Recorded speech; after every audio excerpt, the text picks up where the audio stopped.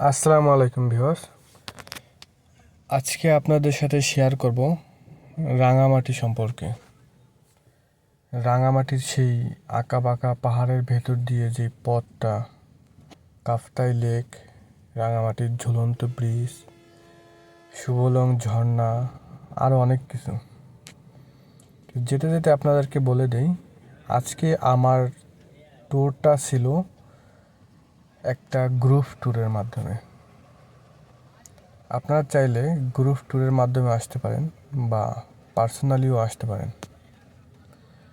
Group ট্যুরের ভিতরে আসতে হইলে আপনাকে ফেসবুকের মাধ্যমেও অনেক লিঙ্ক পেয়ে যাবেন এবং সাহিদাবাদ যে সুপার মার্কেট আছে, সুপার মার্কেটের দ্বিতীয় তলায় অনেকগুলো ট্রাভেল এজেন্সি আছে।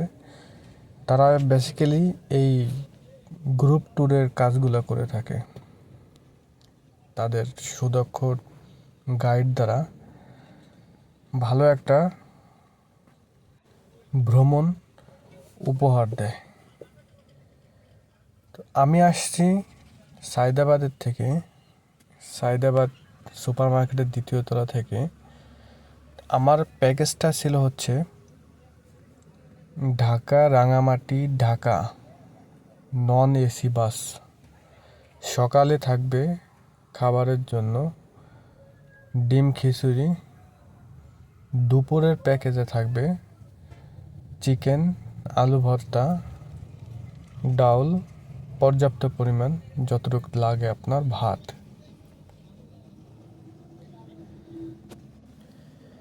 কাপ্তাই লেকে সারাদিন ঘোরাফেরার জন্য রিজার্ভ ট্রলার, রাঙামাটির সকল স্পটের এন্ট্রি ফি, এই সব কিছুই একসাথে মিলিয়ে আপনার প্যাকেজটা পড়বে 1400 থেকে 1500 টাকার মতো। যদি আগে বুকিং করেন তাহলে আপনার সিটগুলো আপনি চুজ করে নিতে পারবেন কোন সিটটা আপনার জন্য ভালো হবে। যদি লাস্টের দিকে আপনি এই অর্ডারটি করতে চান তাহলে তাদের যে বেঁচে যাওয়া সিটগুলো আছে ওই সিটগুলোই আপনাকে বেছে নিতে হবে। যেহেতু আমার প্ল্যানটা লাস্টে করেছিলাম, সেক্ষেত্রে আমার সিটটা একদম পিছনের সিটের আগের সিটটা পড়েছিল। ভ্রমণ যাত্রাটা এতটা আরামদায়ক ছিল না আমার জন্য, কারণ পিছনে চাকার উপরে সিটটা ছিল বিধায় ঝাঁকি খাইতে হয়েছে অনেক। রাত্রে ঘুমানোও অনেক সমস্যা হয়েছে। তবে আপনারা যদি প্ল্যান করেন তাহলে শুরুতেই করে নেওয়া উচিত, তাহলে আপনাদের ভ্রমণটা আরও আনন্দদায়ক এবং আরও উপভোগ্য হবে। আমরা এখন যাচ্ছি হচ্ছে রাঙামাটি, সেই পাহাড়ের ভিতর দিয়ে যে আঁকাবাঁকা রাস্তাগুলো। এই আঁকাবাঁকা রাস্তার ভিতরে যখন ঢুকবেন তখনই আপনি দেখতে পারবেন প্রাকৃতিক দৃশ্য কি অপরূপ সৌন্দর্যে সাজানো হয়েছে এর আশেপাশে। আপনাদের ড্রাইভারটা যদি ভালো থাকে তাহলে পরে এই রাস্তাটা হবে আপনাদের জন্য একটা সেফ জার্নি, কারণ এই রাস্তাটার প্রতিটি বাঁকই হচ্ছে দুর্ঘটনাপ্রবণ এলাকা। যে কোনো সময় কোনো বড় ধরনের দুর্ঘটনা ঘটে যেতে পারে এই রাস্তায়, কারণ এই রাস্তাটি একটাই রাস্তা, গাড়ি যায় এবং আসে। তো সাবধানে ড্রাইভ করতে বলবেন আপনাদের ড্রাইভারকে, যাতে আপনাদের গন্তব্যটা আরও সুন্দর হয়। তো দেখতে দেখতে আমরা চলে আসলাম কাপ্তাই লেকের কাছে, শহীদ মিনারের কাছে। এই রাঙামাটি শহীদ মিনার থেকেই আপনি দেখতে পারবেন কাপ্তাই লেক। এইখান থেকেই শুরু হয়েছে সেই বিস্তীর্ণ বিস্তীর্ণ জলরাশির এক বিশাল লেক, যার নাম হচ্ছে কাপ্তাই লেক। বাংলাদেশের ভিতরে সব থেকে বড় লেক এটি। এখন আমরা চলে যাব বোর্ডে। এই বোর্ডে করে আমরা সারাদিন ঘোরাফেরা করব। বোট ভাড়া কত হয়েছে এটার আইডিয়া আপনাদেরকে দিতে পারবো না, যেহেতু আমরা একটা গ্রুপের মাধ্যমে আসছি। তো আমাদের গ্রুপের যে হোস্টরা রয়েছে তারাই তাদের পছন্দ মতো একটি বোট ভাড়া করেছে, তাই আপনারা আসলে অবশ্যই দামাদামি করে নেবেন। আমাদের বোটটি এখন রাঙামাটি শহীদ মিনার থেকে ছেড়ে দিয়েছে। এখন আমরা যাব হচ্ছে একটা রেস্টুরেন্টে, সেইখানে গিয়ে আমরা আমাদের সকালের নাস্তাটা করে নেব। তবে যেতে যেতে আপনাদের সাথে একটা অভিজ্ঞতা শেয়ার করি। যদি আপনারা ফ্যামিলির সাথে আসতে চান তাহলে সেক্ষেত্রে আপনাদেরকে কিছু জিনিস স্যাক্রিফাইস করতে হবে। সেই জিনিসটা হচ্ছে, এইখানে যে গ্রুপ ট্যুরটা আছে, এই গ্রুপ ট্যুরটায় অনেক কাপল আসে, স্কুল লাইফ কলেজ লাইফের স্টুডেন্টরা আসে, অনেক ভালোবাসার লোকজনরাও আসে। আমাদের সকালের নাস্তায় ছিল ডিম আর খিচুড়ি। ডিম এবং খিচুড়ি খেয়ে আমরা রওনা দিলাম সেই শুভলং ঝর্ণার উদ্দেশ্যে। তো যে কথাটা বলতেছিলাম, এইখানে অনেক ধরনের গ্রুপ থাকার কারণে ব্যাচেলার যে ছেলেপেলেগুলো থাকে তারা অনেক সময় দুষ্টুমি ফাজলামি অনেক কিছুই করে থাকবে। তবে আপনারা যদি ফ্যামিলি হিসেবে আসেন তবে সেই ক্ষেত্রে আপনাদেরকে কোনো কথায় কান না দিয়ে আপনাদের মতন আপনারা উপভোগ করতে পারবেন। ব্যাচেলার লাইফের জীবনটা একটু লাগামহীন হয়ে থাকে। তারা আনন্দ ফুর্তি করতে ভালোবাসে, মজা করতে ভালোবাসে, মজার ছলনায় অনেক কথা বলে থাকে, অনেক দুষ্টুমি ফাজলামি করে থাকে। এটা অ্যাভয়েড করতে হবে। তবে আমি যেহেতু সিঙ্গেলি গিয়েছিলাম, তো মোটামুটিভাবে আমি যে বাকি যে ব্যাচেলার লোকগুলো ছিল, ব্যাচেলার ছেলেপেলেগুলো ছিল, ওদের সাথে মোটামুটি একটা বন্ধুত্ব করে নিয়েছিলাম। তো ট্যুরটা মোটামুটি ভালোই এনজয় করেছি। এখন আমরা আছি হচ্ছে কাপ্তাই লেকের সেই সুবিখ্যাত বৌদ্ধদের যে পল্লী আছে, বৌদ্ধ বাজার, বৌদ্ধ মন্দিরের পাশেই পাহাড়ের কোল ঘেঁষে ছোট ছোট স্টল দিয়েছে। এখানকার জিনিসপত্রগুলো অনেক সুন্দর, আপনাদেরকে দামাদামি করে নিতে হবে, তবেই আপনি জিততে পারবেন। এখান থেকে আমি একটা তাদের হাতে বোনানো চাদর কিনেছি, অনেক ভালো। তো এখন আমরা চলে যাব হচ্ছে উপরে সেই বুদ্ধের যে মূর্তিটা আছে। তবে এই পাহাড় চড়াটা কোনো সাধারণ কথা নয়, সবার জন্য এটা সম্ভব হয় না। আমাদের ট্রলারে যারা যারা ছিল আমাদের গ্রুপের, তারা অনেকেই এই উঁচুতে উঠতে চায় না, তারা নিচেই বসে আছে। কিন্তু আমি বলবো যে যদি আপনারা ঘুরতে আসেন তাহলে পরে আপনাদের কষ্টটা সাইডে রাখতে হবে। ভ্রমণ উপভোগ করার জন্য যতগুলি স্পট আছে, যত কষ্টই হোক না কেন ঘুরে দেখার চেষ্টা করবেন, তবেই আপনি ভ্রমণের পরিপূর্ণ তৃপ্তিটা পাবেন। যেহেতু শীতকালের শুরুতে কোনো বৃষ্টি ছিল না বিধায় আমাদের উপরে চলার রাস্তাটা অনেক সহজ হয়েছে। কারণ বৃষ্টির সময় এখানে অনেক কাদা জমে থাকে, পা স্লিপ করে পড়ে যাওয়ার ভয় থাকে। নিচে থেকে প্রায় 200-300 মিটার উপরে হবে বৌদ্ধদের যেই তপস্যালয়। যেতে যেতে আপনি সবুজের সমারোহে হারিয়ে যাবেন। ছুটির দিনটায় এখানে প্রচুর পরিমাণ ভিড় থাকে। সব লোকজন আসে এই কাপ্তাই লেকের অপরূপ সৌন্দর্য উপভোগ করার জন্য। তবে আমার মনে হয় ছোট বাচ্চা কাচ্চা নিয়ে এই দিকে আসা ঠিক হবে না। কারণ রাঙামাটি, খাগড়াছড়ি, বান্দরবন এই সব এলাকা হচ্ছে গিয়া পাহাড়ি অঞ্চল। এখানে পাহাড় ট্রেকিং করতে হয়, যেটা সবার জন্য দুঃসাধ্য। ব্যাচেলার লাইফ যারা আছে তাদের জন্য এটা হবে একটা পারফেক্ট জায়গা।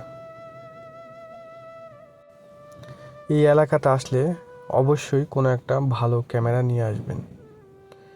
আপনি যদি ক্যামেরা না নিয়ে আসেন তাহলে আপনি পস্তাবেন এবং আপনার ভ্রমণটা অপূর্ণতা থেকে যাবে। কারণ আপনি এখানে যে সুন্দর দৃশ্যগুলো আছে এইগুলো যদি আপনি আপনার ক্যামেরা বন্দি না করতে পারেন তাহলে আপনার ভ্রমণটাই বৃথা যাবে। কাপ্তাই লেকের সেই অপরূপ সৌন্দর্য বৌদ্ধ মন্দির পাহাড়ের উপর থেকে দেখতে মনে হচ্ছে কোনো এক শিল্পকার তার নিজ হাতে এঁকে রেখেছে সব।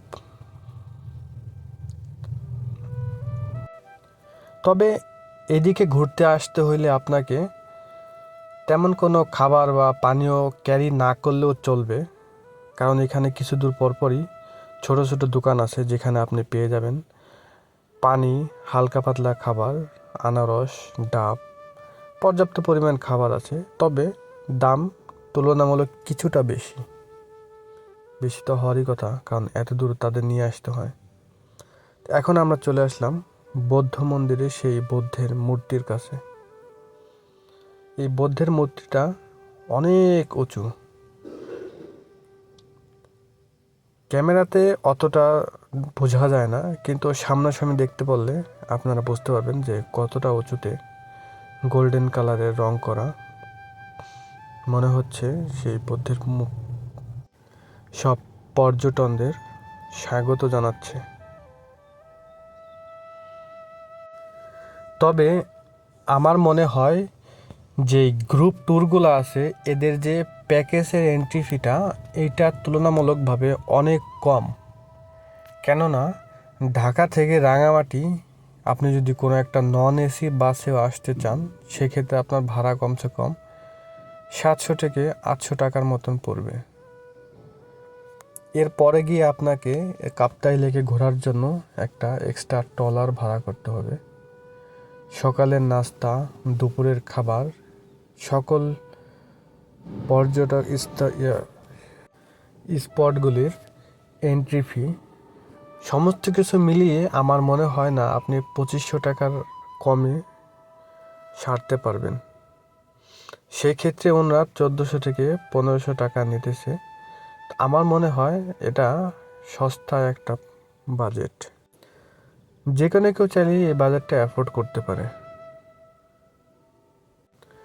ভর দুপুরবেলায় কাপ্তাই লেকের ভিতর রৌদ্রের তাপটা একটু বেশি থাকার কারণে অনেক জায়গায় ভিডিও ক্লিয়ার দেখা নাও যেতে পারে। এই যে ছোট ছোট যে গ্রামগুলো দেখতেছেন, ছোট ছোট যে পাহাড়গুলো দেখতেছেন, আমার মনে হয় যে সব কিছু ছেড়ে 1-2 দিনের জন্য এই পাহাড়ে গিয়ে বসবাস করি।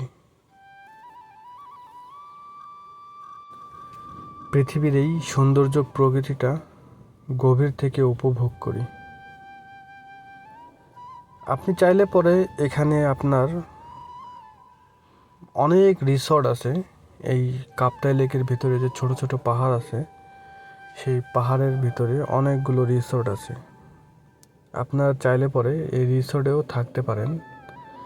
এইখানকার সমস্ত রিসর্ট, সমস্ত পর্যটন স্পট, হোটেল, রেস্টুরেন্ট সব এই কাপ্তাই লেকের ভিতরেই যে ছোট ছোট পাহাড়গুলো আছে সেগুলোর ভিতরেই তারা বানাইছে। এই যে এইখানে যে আপনি ছোট ছোট যে ঘরগুলো দেখতেছেন, লাল রঙের যে টিনগুলো, এটাও ছোট একটা রেস্টুরেন্ট এবং একটা রিসোর্ট। আপনি চাইলে পরেও এখানে রাত্রি যাপন করতে পারেন। এই রিসোর্টটার নাম হচ্ছে রাঙ্গা রিসোর্ট। অনেক পরিচিত একটি রিসোর্ট। এখানকার পানিগুলো এতটাই স্বচ্ছ যে দেখলে পরে আপনার মনে হবে যে লাফ দিয়ে নেমে যায়। এই হাওরের ভিতরে অনেক বড় বড় মাছ পাওয়া যায় অনেক সময়।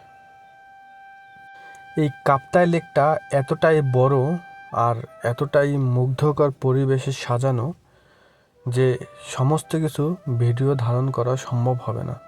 যদি একবার সম্ভব হয় তাহলে এসে অবশ্যই এই কাপ্তাই লেকটা উপভোগ করে যাবেন। আশা করছি আপনাদের মন ভালো হয়ে যাবে।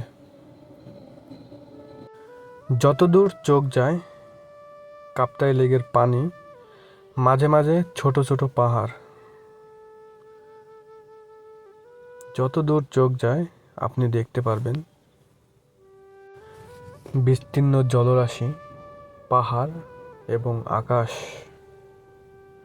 ছোট ছোট নৌকাগুলো যাচ্ছে মাছ ধরার উদ্দেশ্যে। এখন আমরা যাচ্ছি হচ্ছে গিয়ে আপনার শুভলং ঝর্ণায়। তো আমাদের হোস্ট বলল শুভলংয়ের 2টি ঝর্ণা আছে, একটি ছোট ঝর্ণা, একটি বড় ঝর্ণা। বড় ঝর্ণাতে নাকি এখন পানি শুকিয়ে গেছে, তার কারণে আমাদেরকে ছোট ঝর্ণায় নেবে। ওইখানে যেয়ে আমরা গোসল করব, ঝর্ণার পানিতে গা ভেসাবো।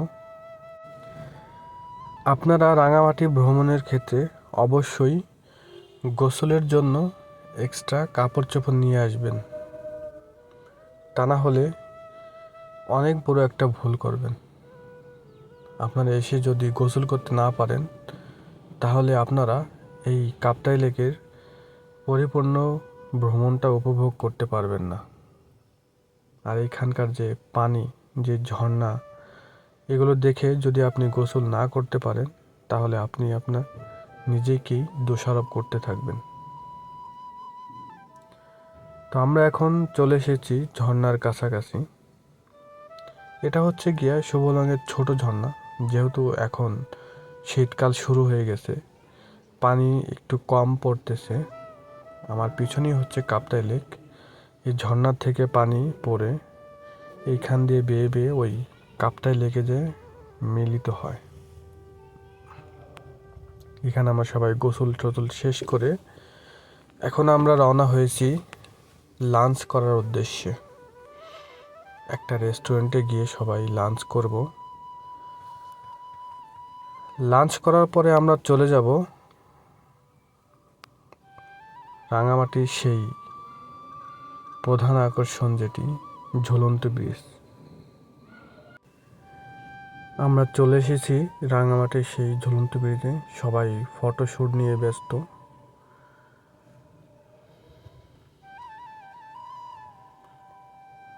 এই ব্রিজটা লেকের পানির সাথে সাথে উপরে এবং নিচে যাওয়া আসা করে। এখানকার আনারসগুলা আপনাকে অবশ্যই ট্রাই করা উচিত, এতটা মিষ্টি, মাশাআল্লাহ। আমরা ঝুলন্ত ব্রিজ উপভোগ করে এখন আমরা চলে যাচ্ছি আমাদের শেষ গন্তব্যস্থান রাঙামাটির সেই বিখ্যাত পলোয়েল পার্কে। পলোয়েল পার্কে গিয়ে আমরা সন্ধ্যাটা উপভোগ করব। এটা হচ্ছে পলোয়েল পার্কের লাভ গেট। এটাকে ভালোবাসার প্রেমীরা লাভ গেট নামে পরিচিত। এইখানে সবাই তালা বন্ধ করে তাদের প্রেমিক প্রেমিকাকে রেখে যায়, যাতে তাদের ভালোবাসা সারা জীবন অটুট থাকে। কিন্তু আসলেও এটা একটা ভ্রান্ত ধারণা। ভিডিওটি ভালো লাগলে লাইক, কমেন্ট এবং শেয়ার করে অন্যকে দেখার সুযোগ করে দেবেন। আজকের মতন এই পর্যন্তই।